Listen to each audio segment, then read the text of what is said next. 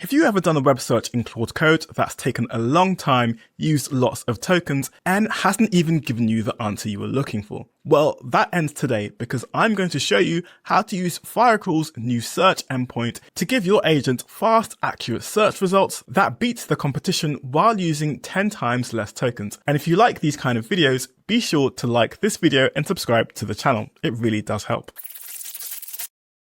Okay, so let's go through a quick demo comparing Claude Code's default web search tool to Firecrawl's new search endpoint. So here I've given Claude Code a prompt to give me the context window sizes and prices for GPT-5, Claude, and Gemini using Claude Code's web search tool only because it uses Firecrawl by default. Now here we can see it does 3-4 searches and then gives me this information about GPT-5, 5.5, and then we have Anthropic with Opus 5, Sonnet 5, before giving me information about different Gemini models. Now, this whole process took about 49 seconds, but it did miss out Soul, which I did want information on. So I gave it another prompt to include Soul and to give me the information in a table format, which it has done, but it did add another 22 seconds to the whole process. So getting this information took over a minute, which doesn't include the time I used to write the prompt and go through the information to see what was missing. But if we try the same prompt using Firecrawl Search via the MCP tool, of course, you could also use Firecrawl's CLI,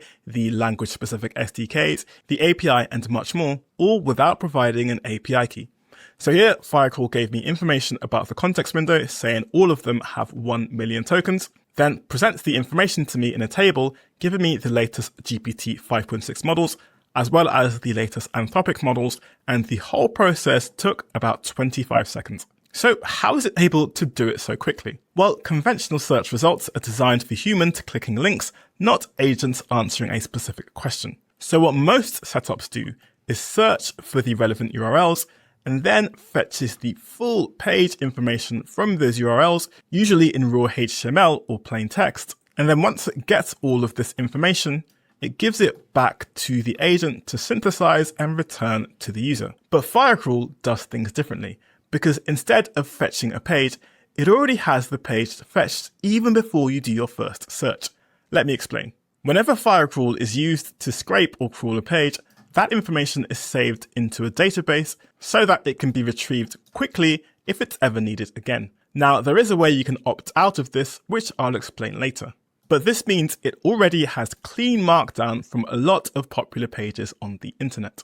So if we go back to our previous example of a user searching through an agent, this again will get a list of URLs, but instead of fetching each page, it just gets the page information from Firecrawl's database, which makes a single call to a custom relevance model that pulls the content and scores every markdown block against your prompt, then sends just the blocks that answer the prompt back to the agent in the order they appear on the page. And in case a page doesn't already exist in the database, it uses the page snippet or meta description, which is automatically returned from search results. But the relevance model is what makes the search so accurate.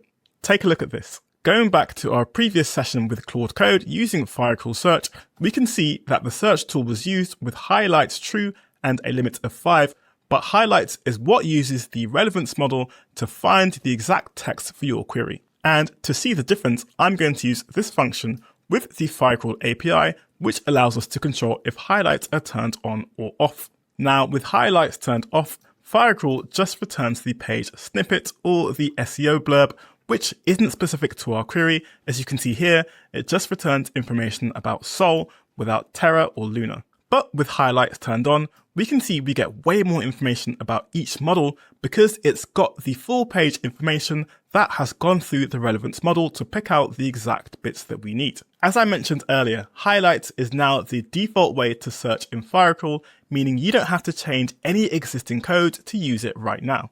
And if you're security conscious or don't want Firecrawl to cache your scrapes, then you can disable that or make use of zero data retention, which prevents caching altogether. But Firecrawl does much more than search. It's the context API for agents, meaning it can scrape, interact, monitor the live web, and pass documents for agents to understand, so it's definitely worth trying. And you can use this code to get 500 extra credits. Finally, if you want to see this weird trick that I used to get GPT 5.6 Terra to work inside Claude Code, then check out the next video.